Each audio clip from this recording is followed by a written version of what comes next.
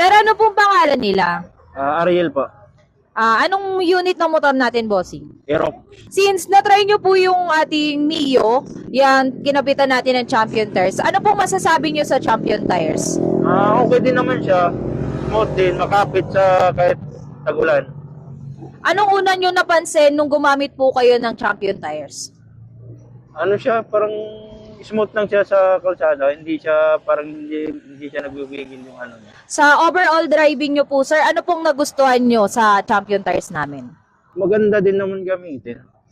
Masasabi nyo po ba, sir, na merong pinagkaiba yung Champion Tires sa ibang brand ng gulong? Parang, maganda lang din ta kasi pag kahit maulan, hindi siya madulas. Ayan, bossing, na-meet po ba ni Champion Tires yung quality na hinahanap nyo sa isang gulong? Siguro. Masasabi nyo po ba na nung gumamit kayo ng Champion Tires, winner yung kalidad niya? Winner. Winner, ayan.